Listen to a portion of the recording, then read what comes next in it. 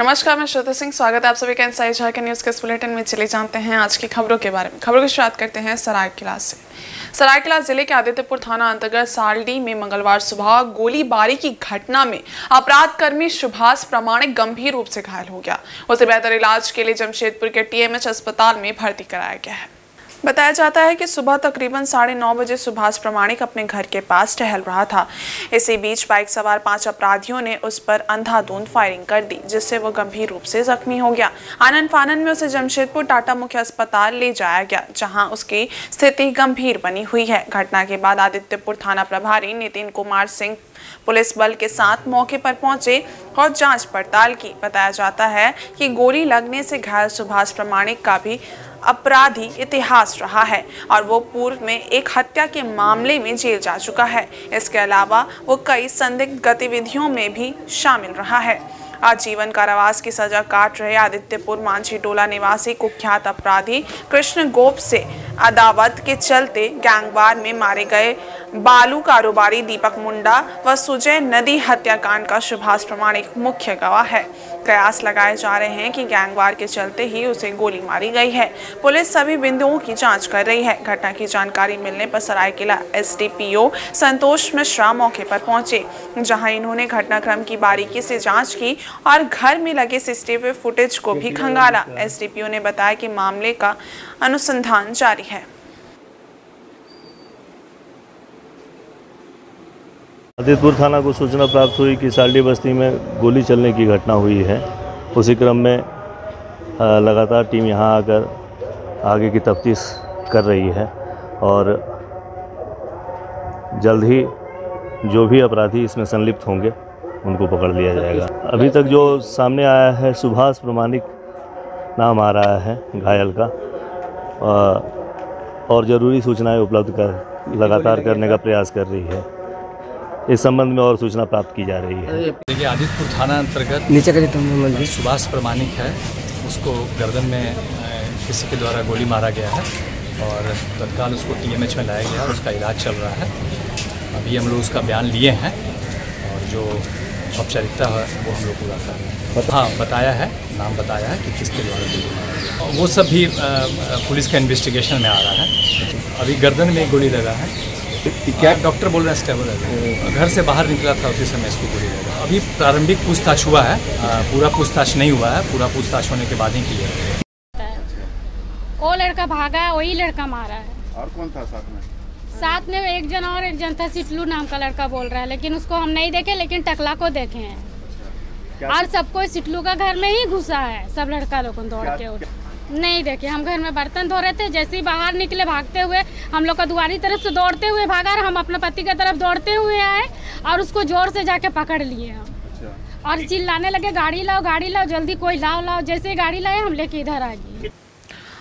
इधर भारतीय नौसेना की टीम ने लगातार 6 दिन रेस्क्यू ऑपरेशन चलाकर सरायकेला के चानेल डैम से ट्रेनी एयरक्राफ्ट का मलबा निकाल लिया। नेवी की टीम ने सोमवार रात भारी बारिश के बीच विमान को एक एयर बलून की मदद से डैम से बाहर निकाला। जमशेदपुर के सुनारी एयरपोर्ट से 20 अगस्त को उड़ान भरने के बाद ये विमान लापता हो गया था। कैप्टन जीत शत्रु आनंद और ट्रेनी पायलट सुब्रोदीप दत्ता ने इस विमान में उड़ान भरी थी। एक स्थानीय शख्स ने विमान के सरायकेला डैम में गिरने की सूचना दी थी। उसके बाद से ही विमान की खोजबीन जारी थी। 6 दिन बाद सोमवार की शाम इंडियन नेवी की टीम ने समुद्री बचाव बैग की मदद से एयरक्राफ्ट के मलबे को बाहर निकाला। इससे पहले सरायकेला जिला प्रशासन की पहल पर 21 अगस्त को NDRF की टीम कप्तान और ट्रेनी पायलट की खोजबीन में जुटी थी। 22 अगस्त को दोनों का शव बरामद हुआ था। ट्रेनी एयरक्राफ्ट की तलाश के लिए नेवी की टीम को बुलाया गया था। ये टीम विशाखापट्टनम से आई थी। इस हादसे में जान गंवाने वाले कैप्टन जीत शत्रु आनंद मूल रूप से पटना के जक्कनपुर थाना क्षेत्र में मीठापुर पुरेंद्रपुर गांव के निवासी थे। उनकी उम्र सिर्फ 30 साल थी। वहीं ट्रेनिंग ले रहे सुब्रोदीप दत्ता आदित्यपुर में रहते थे। आई हुई है वो जांच करेगी। भारतीय नौसेना को ये टास्क था कि इस एयरक्राफ्ट को फाइंड करना जरूरी था, क्योंकि एग्जैक्ट लोकेशन पता नहीं था। इसमें काफी 2 दिन लग गया और हमारे जो इक्विपमेंट थे उसके द्वारा सोनार सिस्टम था जिसे ट्रांसमिट करके इसकी लोकेशन पता चली तीसरे दिन दोपहर में, और उसके बाद उसको हम लोग मार्क करके कल छोड़ दिया गया था। आज सुबह 9:30 बजे के बाद ऑपरेशन शुरू हुआ और इस हेवी बारिश और हवा तूफान के बावजूद इसको टो करके लेकर के आया गया और अभी हम लोग जस्ट पहुंचे हैं यहाँ पर। आज क्या बोट के अंदर जो कैनवस है वो थोड़ा बहुत शेल्टर देता है, लेकिन बाकी लोग भीगते हुए पानी में कभी डूबना है, कभी ऊपर आना है, कभी सीलिंग बांधना है, कभी ये करना है। तो किसी भी तरह से, चूंकि ये फौज ही पानी की है, हमें जितनी बारिश होती है उतना ही जोश आता है और हम गोताखोरों का जोश को देख रहे हैं कि किस काबिलियत के साथ उन लोगों ने इस ऑपरेशन को सक्सेसफुल किया है। शिव कुमार सिंह, पूर्व नौसैनिक। इधर चक्रधरपुर में भी श्री कृष्ण जन्माष्टमी की धूम रही। सोमवार देर रात भक्तों ने बड़े ही धूमधाम एवं हर्षोल्लास के साथ जन्माष्टमी का त्यौहार मनाया। वहीं विभिन्न कार्यक्रम भी आयोजित किए गए। मंदिरों एवं घरों पर भगवान कृष्ण की सजीव झांकियां सजाई गई, जिनके दर्शन के लिए श्रद्धालुओं की भीड़ उमड़ पड़ी। देर रात भगवान कृष्ण का जन्म हुआ तो भक्तों ने उत्साह और भक्ति के साथ भगवान श्री कृष्ण के दर्शन किए और पूजा अर्चना की। वहीं मंदिर और पूजा पंडाल नंद घर आनंद भयो जय कन्हैया लाल की जयकारी के साथ गूंजते रहे। इसके बाद भक्तों के बीच लड्डू और प्रसाद का वितरण किया गया। यह उत्साह चक्रधरपुर के रेलनगर में ज्यादा रही। चक्रधरपुर के मंदिरों के अलावे रेलनगर में स्थित श्री श्री राधा गोविंद मंदिर, पंचमोड़, श्री सत्य साई मंदिर, गौर निताई मंदिर, रेलवे स्टेशन, पोटकहोली, दक्षिणेश्वरी काली मंदिर, बाटा रोड के राधा गोविंद मंदिर, सोनवा बस स्टैंड के हनुमान मंदिर, पुरानी बस्ती के प्रभु जगन्नाथ मंदिर आदि मंदिरों के अलावे विभिन्न पूजा पंडालों में कृष्ण जन्माष्टमी महोत्सव मनाया गया।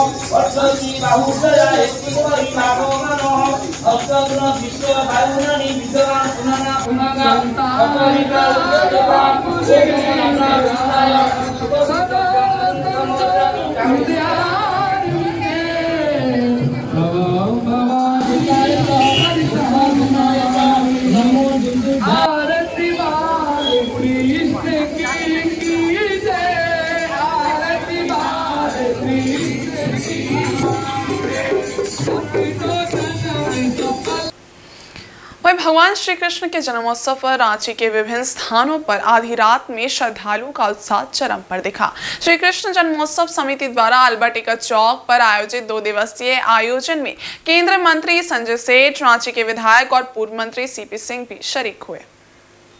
श्री कृष्ण जन्मोत्सव समिति की ओर से सोमवार को श्री कृष्ण जन्माष्टमी महोत्सव का आयोजन किया गया। शाम 4 बजे गणेश स्तुति के साथ कार्यक्रम प्रारंभ हुआ। श्री कृष्ण बाल गोपाल झांकी प्रतियोगिता में 100 से ज्यादा बच्चे बच्चियों ने भाग लिया। प्रतियोगिता 2 ग्रुप में हुई। प्रथम ग्रुप में 6 माह से 6 वर्ष तक के 70 बच्चों ने हिस्सा लिया।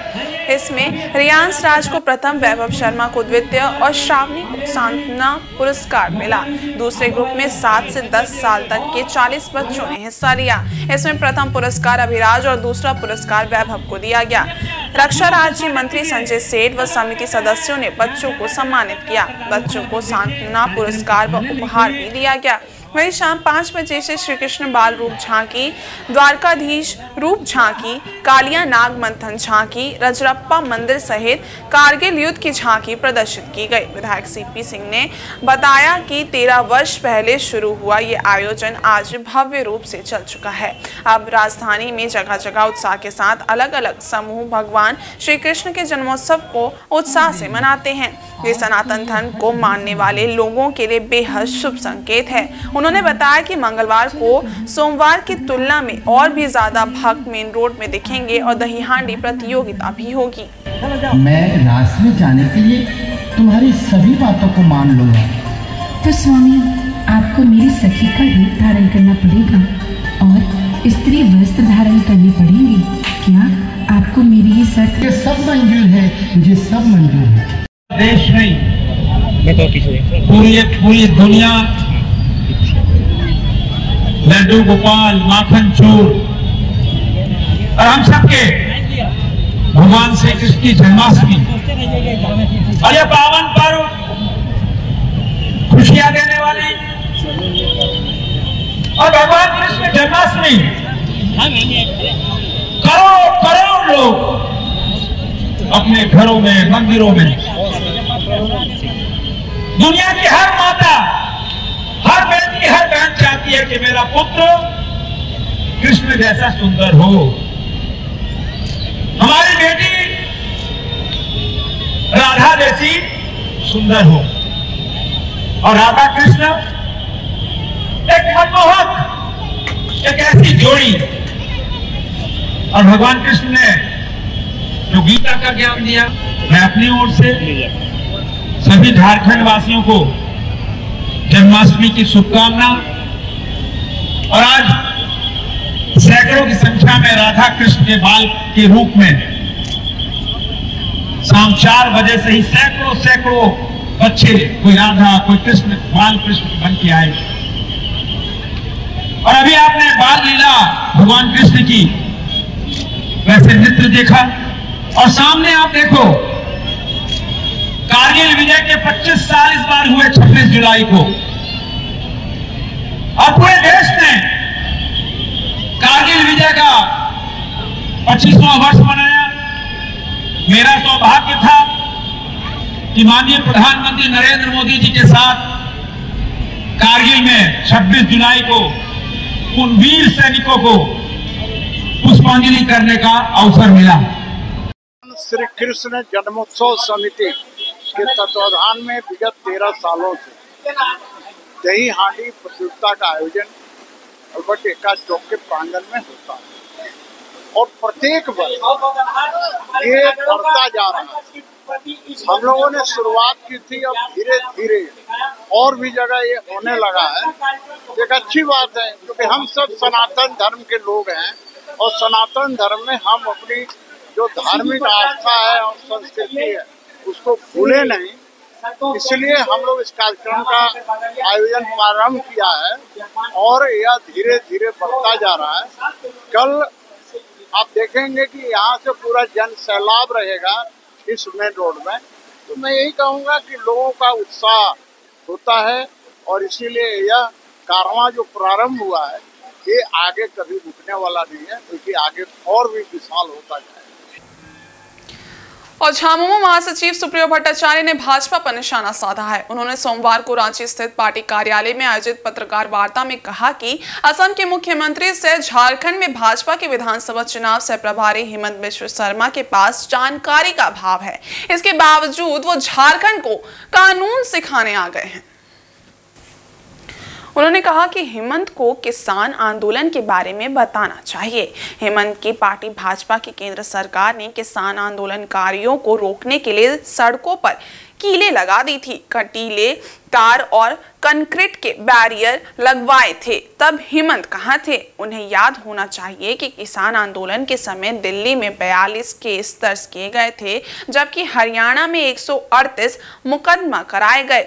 एक आंदोलन में 180 एफआईआर दर्ज की गई। नामजद और लाखों अज्ञात के नाम पर केस दर्ज किए गए। उन्होंने व्यंग करते हुए कहा कि हेमंत डरे हुए हैं। उन्हें डर के मारे ये कहना चाहिए कि झामुमो और हेमंत का मुकाबला भाजपा नहीं कर सकती।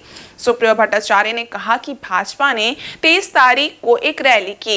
इस रैली में भाजपा से संबंध रखने वाले तमाम उपद्रवी शामिल थे। इन्होंने राज्य के सुरक्षा कर्मी और पुलिस प्रशासन पर जानलेवा हमला किया। ऐसे लोगों को आंसू गैस के गोले छोड़कर नियंत्रित किया गया। झामुमो नेता सुप्रियो भट्टाचार्य ने कहा कि भाजपा के नेताओं में बौखलाहट साफ दिख रही है। भाजपा अब राजनीतिक तौर पर चुनाव लड़ने को तैयार नहीं लग रही। ये भी कहा कि क्या मिला, अरे बोलने का इतना अवसर मिला, जाके युवाओं से पूछो रोजगार मिला, महिलाओं से पूछो सम्मान और अधिकार मिला, सशक्तिकरण हुआ, छात्रों से पूछो शिक्षा का क्या प्रगति हुआ, किसानों से पूछो उनके ऋण माफ हुए, पैसा गिनवा रहे थे पैसा। थोड़ा आपको भी याद करवा दें, जो 2014 में हम लोगों का सबका 15-15 लाख रुपया बकाया है। मोदी जी ने कहा था तो 15 लाख रुपया में 5 लाख रुपया आप निकाल लीजिए, अब तो 10 लाख रुपया दे दीजिए ब्याज समेत। वो भी नहीं दे सकते तो 1,36,000 करोड़ रुपए जो हम केंद्र सरकार से पाते हैं वो पैसा तो दे दीजिए, कोई भीख तो नहीं मांग रहे हैं।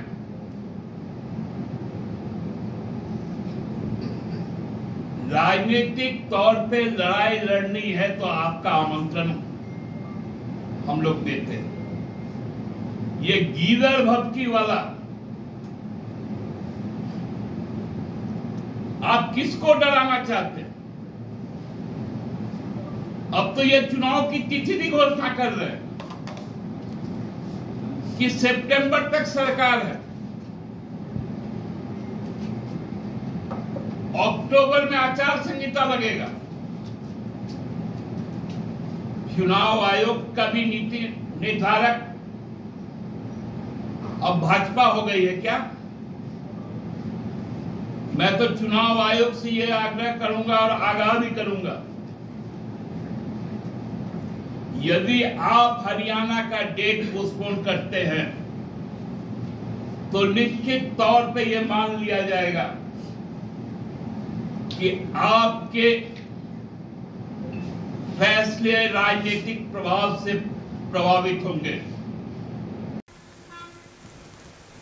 रांची ट्रैफिक पुलिस और आरटीए सचिव ने राजधानी को 4 जोन में बांटकर ऑटो के लिए 17 और ई रिक्शा के लिए 113 रूट का निर्धारण किया है। ऑटो और ई रिक्शा चालकों ने इसका विरोध शुरू कर दिया है। ये लोग मंगलवार से बेमियादी हड़ताल पर चले गए हैं।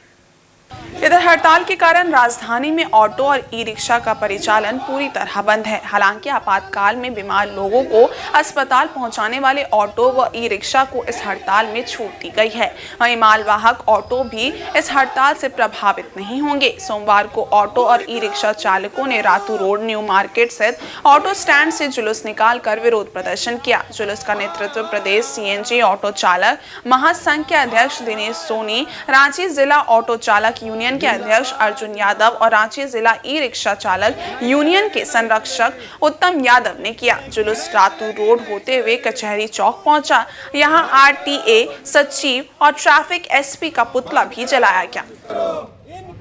जिंदाबाद जिंदाबाद जिंदाबाद जिंदाबाद जिंदाबाद। आज राजधानी रांची में ई रिक्शा चालक संघ, सीएनजी ऑटो चालक संघ और डीजल ऑटो चालक संघ अपनी मांग को लेकर आज बंद का कॉल किया। अनिश्चितकालीन हम लोग स्ट्राइक पे आज से हम लोग चले गए हैं, क्योंकि अपनी मांगों को लेकर पिछले महीनों दिनों से हम लोग लगातार संघर्ष कर रहे हैं, लेकिन प्रशासन सोई हुई है। प्रशासन एक काला कानून लाई है, उस कड़े काले कानून के विरोध में हम लोग आज ये अनिश्चितकालीन बंद बुलाए हैं। जो ई रिक्शा को पहले नगर निगम फाइन करता था, जब हम लोग नगर निगम का घेराव किए, नगर आयुक्त से वार्ता हुआ तो नगर आयुक्त ने कहा कि जो 3,000 से 25,000 फाइन करता है वो फाइन नहीं कटेगा।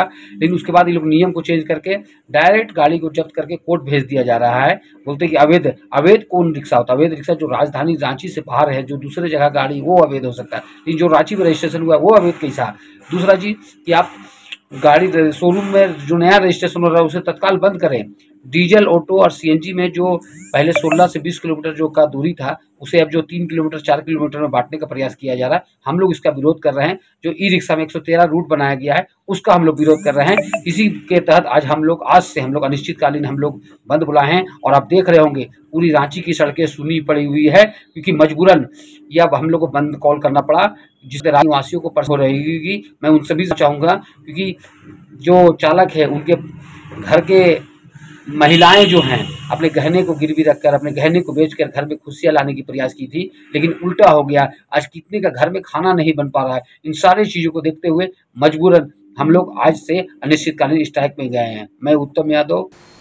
इधर जमशेदपुर के सिद्धगोड़ा स्थित सूर्य मंदिर परिसर में आयोजित 3 दिवसीय श्री कृष्ण जन्माष्टमी महोत्सव का समापन सोमवार को हो गया।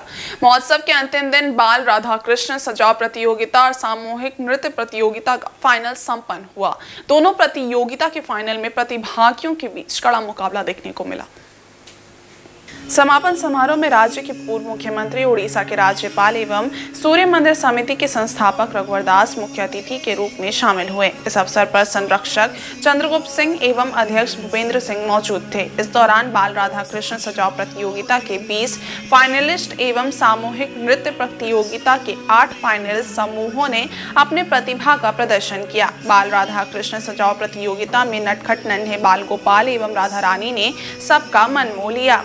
प्रतियोगिता के दौरान विभिन्न सामाजिक विषयों पर आधारित नृत्यों में प्रतिभागियों का प्रदर्शन अद्भुत और मनोरंजनपूर्ण रहा, जिसमें सभी समूहों ने अपने कला की उच्चतम मानकों का प्रदर्शन किया। इस बीच हो रहे झमाझम बारिश के बीच फाइनल मुकाबले में दर्शकों की भारी मौजूदगी रही। वहीं जन्माष्टमी महोत्सव को लेकर सूर्य मंदिर परिसर में आकर्षक विद्युत सज्जा की गई थी। दर्शकों ने पूरे प्रतियोगिता के दौरान करतल ध्वनि एवं जय श्री कृष्ण जैसे नारों के संग प्रतिभागियों का उत्साह बढ़ाया। महोत्सव में उपस्थित उड़ीसा के राज्यपाल सह सूर्य मंदिर के संस्थापक रघुवर दास ने जमशेदपुर समेत उड़ीसा एवं देशवासियों को श्री कृष्ण जन्माष्टमी की शुभकामनाएं दी। उन्होंने कहा कि श्री कृष्ण जन्माष्टमी का भारतीय संस्कृति में विशेष स्थान है। वहीं वर्षों से चली आ रही सूर्य मंदिर समिति द्वारा बाल राधा कृष्ण सजाव प्रतियोगिता एवं सामूहिक नृत्य प्रतियोगिता के सफल आयोजन पर समिति को शुभकामनाएं व्यक्त की गई। कहा कि इस प्रकार के आयोजन न केवल हमारी युवा पीढ़ी को सांस्कृतिक एवं सामाजिक मूल्यों से जोड़ते हैं।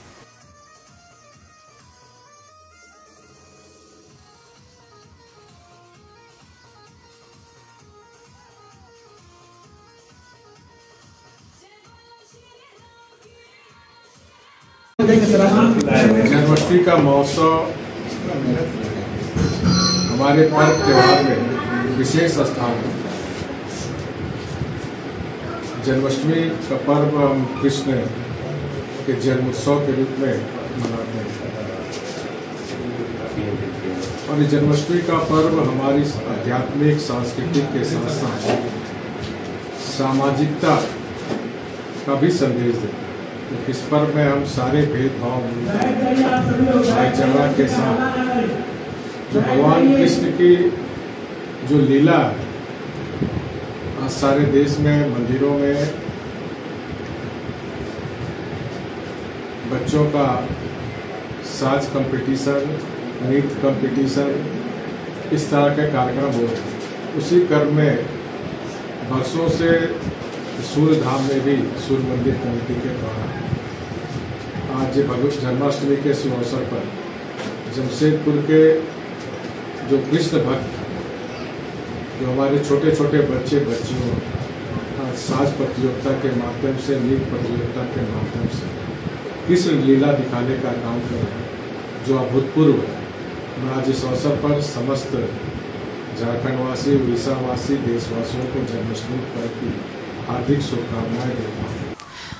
वहीं झारखंड बीजेपी ने पूर्व मुख्यमंत्री चंपई सोरेन के भाजपा में शामिल होने के निर्णय का स्वागत किया है। प्रदेश प्रवक्ता प्रत्युष शाहदेव ने कहा कि जिस तरीके से चंपई सोरेन को मुख्यमंत्री रहते झामुमो में अपमानित किया गया था, तो ये तो होना ही था।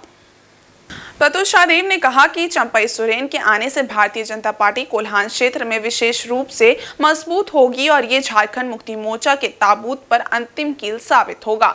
सोरेन परिवार के बाहर किसी दूसरे आदिवासी नेता की झारखंड मुक्ति मोर्चा में कद्र ही नहीं होती।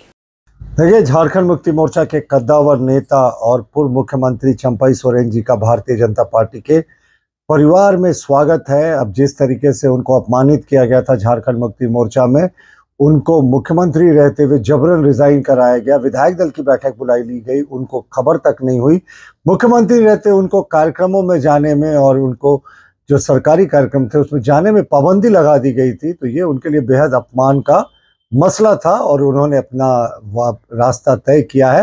भारतीय जनता पार्टी उनका स्वागत करती है और हमें लगता है ये झारखंड मुक्ति मोर्चा की ताबूत में अंतिम कील होगा और ये डूबते हुए झारखंड मुक्ति मोर्चा के जहाज को जल्दी डुबाएगा, क्योंकि वो कद्दावर नेता थे कोल्हान में, कोल्हान टाइगर के रूप में जाने जाते थे। लेकिन एक बार फिर से स्पष्ट हो गया है कि जो परिवार के बाहर का, डायनेस्टी के बाहर का होता है, सोरेन डायनेस्टी के बाहर का नेता, उसको तवज्जो नहीं मिलती है, उसको इम्पोर्टेंस नहीं मिलता है झारखंड मुक्ति मोर्चा के भीतर खाने में। अब 30 तारीख को वो रांची में भारतीय जनता पार्टी का औपचारिक रूप से दामन थामेंगे, तो ये भारतीय जनता पार्टी को मजबूती प्रदान करेगा। वहीं चक्रधरपुर रेल मंडल मुख्यालय के डीआरएम सभागार में प्रेस वार्ता कर रेल अधिकारियों ने सरकार द्वारा न्यू पेंशन स्कीम की जगह लाए गए यूनिफाइड पेंशन स्कीम की जानकारी दी। इस प्रेस वार्ता में रेल मंडल के ADRM Rajeev Gupta, senior DPO doctor Rishabh Sinha, senior DFM मौजूद थे। एडीआरएम राजीव गुप्ता ने बताया कि केंद्र सरकार ने कर्मचारियों की मांग को ध्यान में रखते हुए एनपीएस के विकल्प के तौर पर यूपीएस लॉन्च किया है। सबसे बड़ी और अच्छी बात यह है कि यूपीएस में एक निश्चित पेंशन मिलेगा जो कि एनपीएस में नहीं था। 10 साल की नौकरी होने पर इस पेंशन स्कीम में कम से कम 10,000 रुपए पेंशन निश्चित तौर पर मिलेगी। कर्मचारी के रिटायर होने पर अंतिम 12 महीने का वेतन और डीए जोड़कर जितना औसत प्रतिमाह वेतन निकलेगा उसका 50% राशि पेंशन के तौर पर कर्मचारी को मिलेगा। इस पेंशन स्कीम की एक और खासियत ये भी है कि पेंशन धारक के मृत्यु होने पर पहले जहां मूल पेंशन की राशि का 50% राशि फैमिली पेंशन के रूप में मृतक के परिजन को मिलता था, वो अब बढ़कर 60% कर दिया गया है। सीनियर डीपीओ ने बताया कि चक्रधरपुर रेल मंडल में करीब 23,500 कर्मचारी कार्यरत हैं, जिसमें से अभी 15,408 एनपीएस धारक हैं। उन्होंने बताया कि एनपीएस धारक रेलकर्मी यूपीएस में अपने पेंशन स्कीम को बदल सकते हैं। 1 अप्रैल 2025 से एनपीएस में बदलने की प्रक्रिया शुरू होगी। ये पेंशन धारक की इच्छा पर निर्भर है कि वो पेंशन स्कीम को बदलकर यूपीएस भी कर सकते हैं या फिर एनपीएस में ही रह सकते हैं। पत्रकार के सवाल पर सीनियर डीपीओ ने बताया कि कर्मचारी के वेतन से 10% राशि पेंशन के लिए जरूर काटेंगे, लेकिन सरकार भी अपना अंशदान 14% से बढ़ाकर 18.5% कर चुकी है।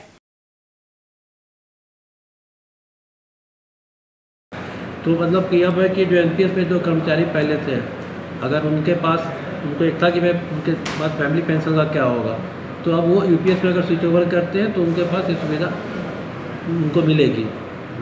तो ये एक अच्छा पार्ट इसका इसमें यूपीएस का इसमें लागू किया गया। इन्फ्लेशन का भी इसमें ध्यान रखा गया। ओपीएस में था और एनपीएस में नहीं था, लेकिन अब यूपीएस में इन्फ्लेशन का भी ध्यान रखा गया है। जैसे जैसे इन्फ्लेशन का जो होगा प्रभाव उसका एनपीएस में, यूपीएस में भी उसका प्रभाव आएगा। उसके बाद मार्केट बेस्ड रिटर्न, जो आपका एनपीएस में था कि मार्केट में जो रिटर्न आएगा उसके हिसाब से आपका एनपीएस डिफर करता था। वो चीज़ ओपीएस में नहीं था ओल्ड पेंशन स्कीम में, जिसको यूपीएस में भी नहीं रखा गया है। तो मार्केट से आपका कोई प्रभाव नहीं पड़ेगा। अगर मार्केट में कम होता है तो आपका एनपीएस में भी कम हो जाएगा, तो वो ओपीएस उससे आपका ये यूपीएस उससे प्रभावित नहीं होगा। यानी कि अगर मार्केट में कम होती है तो यूपीएस आपका सेम रहेगा। यूपीएस स्कीम में एक मेजर फीचर है कि गारंटीड पेंशन है रिटायरमेंट के समय। लास्ट 12 महीने की जो सैलरी है प्लस डीए उसमें जो मिलता है उसका एवरेज आउट किया जाएगा और उसका 50% वो गारंटीड पेंशन होगा। इससे जो सबसे बड़ा लोगों के मन में जो डाउट रहता था कि मेरा पेंशन कितना बनेगा, वो हमेशा के लिए क्लियर हो जाएगा। और ये एक बहुत बड़ी गारंटी है, मिनिमम पेंशन अश्योर्ड है इस योजना में। दूसरी चीज़ इसमें क्या है कि मिनिमम 10,000 पेंशन, अगर किसी का 10 साल की नौकरी हो जाती है तो मिनिमम पेंशन इसमें अश्योर्ड है 10,000। और तीसरा डिफरेंस इसमें यह है कि फैमिली पेंशन, अगर पेंशन धारक की मृत्यु हो जाती है किसी कारणवश, तो पुरानी योजनाओं में 50% जो पेंशन था वो मिलता था फैमिली पेंशन, जो बढ़ा के अभी 60% कर दिया है। तो ये सब इसमें मेजर डिफरेंसेस हैं एनपीएस से और ओपीएस से। इसका सबसे बड़ा जो इसमें डिफरेंस मुझे ये लगता है अश्योर्ड पेंशन है, क्योंकि एनपीएस में नहीं। चक्रधरपुर डिवीज़न के बारे में मैं कुछ आपको जानकारी देता हूँ कि हमारे डिवीज़न में करीब 23,500 कर्मचारी अभी हैं जिसमें 15,408 अभी एनपीएस धारक हैं। जो भी एनपीएस धारक हैं ये सारे यूपीएस स्कीम में कन्वर्शन के लिए एलिजिबल रहेंगे और इनको चॉइस खुद का भरना है। जो 1 अप्रैल 2025 शायद डेट है, उसके आसपास ये विंडो खोला जाएगा, उस समय अपना चॉइस भर सकते हैं। और पूर्वी सिंहभूम जिला कांग्रेस ने सोमवार को साक्षी गोलचक्कर पर पूर्व केंद्रीय मंत्री अर्जुन मुंडा एवं विधायक सरयू राय का पुतला दहन किया। पार्टी के कार्यकारी अध्यक्ष धर्मेंद्र सोनकर के नेतृत्व में आयोजित उक्त कार्यक्रम में बड़ी संख्या में पार्टी कार्यकर्ताओं ने शिरकत की। भुइयाडीह स्थित कल्याण नगर, छायानगर एवं इंदिरा नगर में बसे करीब 150 घरों को तोड़ने की नोटिस के खिलाफ विरोध प्रदर्शन करते हुए कांग्रेसियों ने दोनों नेताओं का पुतला फूंका। बताते चले कि विगत शनिवार को जमशेदपुर के पूर्व सांसद सह वरीय कांग्रेस नेता डॉक्टर अजय कुमार ने परिसदन में प्रेस कॉन्फ्रेंस कर ये जानकारी दी थी कि संबंधित क्षेत्रों के 150 घरों के खिलाफ 30 अगस्त 2023 को एनजीटी में अतिक्रमण की पहली शिकायत करने वाले कोई और नहीं बल्कि भाजपा के तत्कालीन जनजातीय मामलों के केंद्रीय मंत्री और विधायक सरयू राय के अन्य मित्र अर्जुन मुंडा ही थे।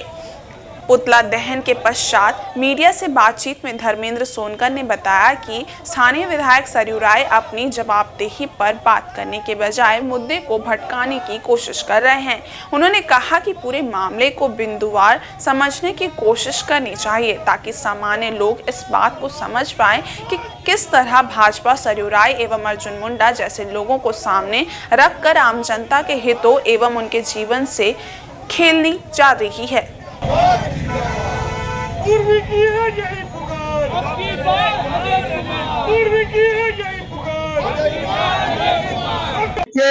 आप सभी को पता होगा कि भुइयाडीह के कुछ लोग घर पे 150 घर पे अतिक्रमण का नोटिस एनजीटी के आदेश अनुसार दिया गया था।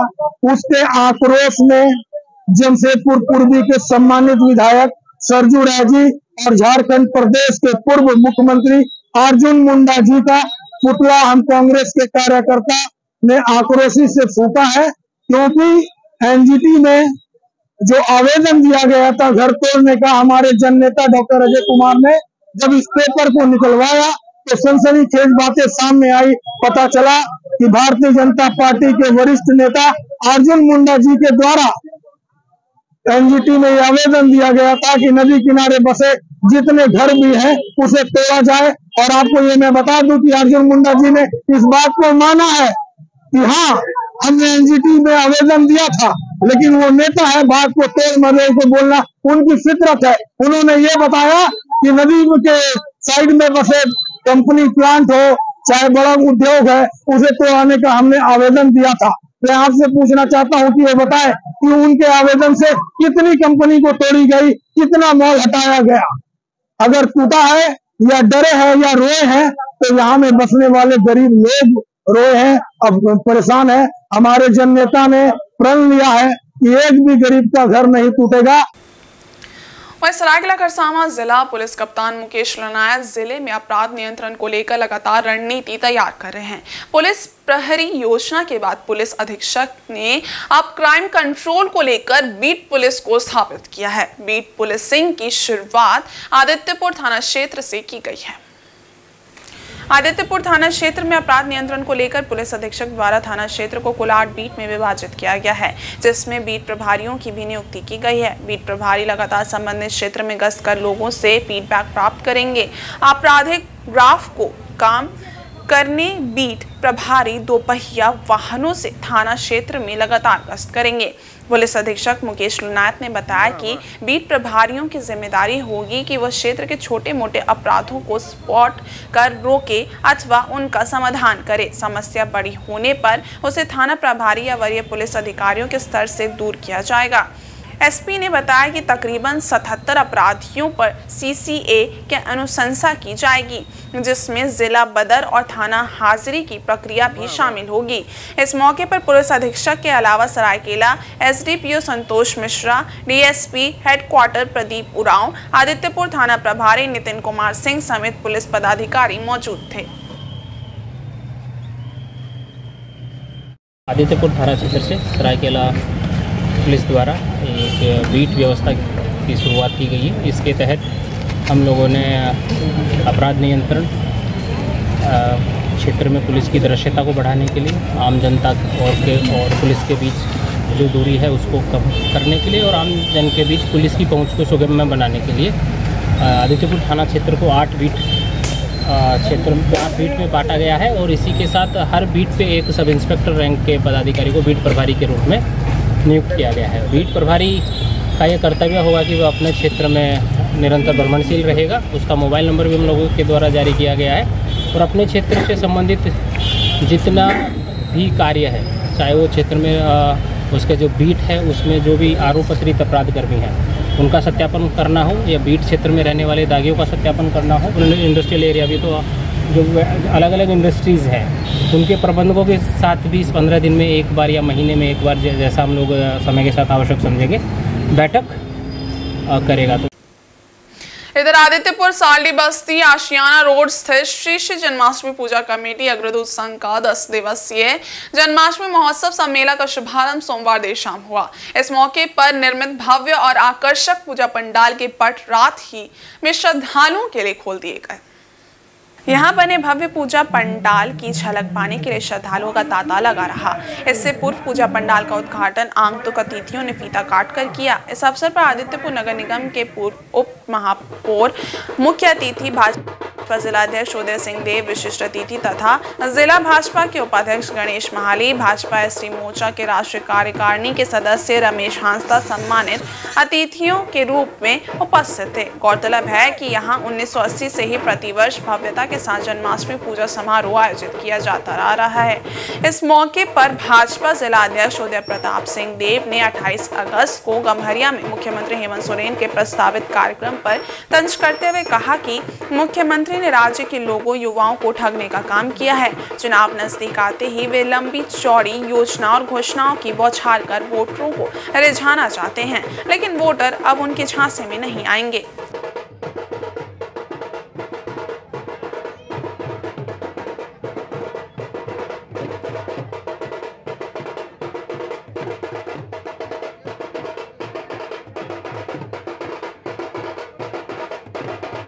मुख्यमंत्री जी 5 साल तक कुछ नहीं किए। अब जब चुनाव सर पे है तो उनको योजनाएं याद आ रही है। मुख्यमंत्री जी बोले ना कि अब जब उन्होंने कहा था पिछला बार चुनाव से पहले कि हमारी सरकार बनेगी तो 5 लाख युवाओं को रोजगार देंगे, अगर रोजगार नहीं देंगे तो बेरोजगारी भत्ता देंगे। तो कहाँ रोजगार, कहाँ बेरोजगारी भत्ता?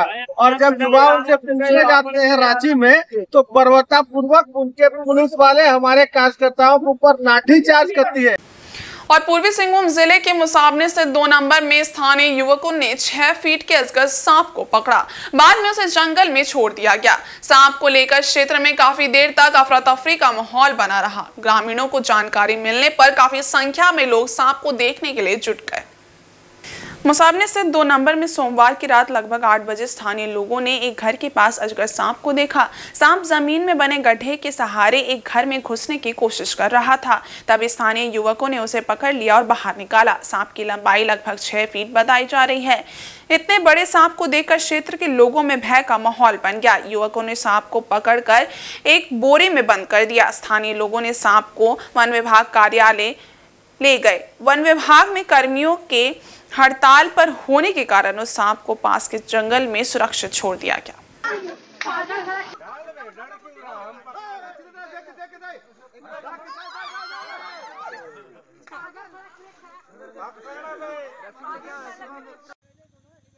हाँ ठीक है रोड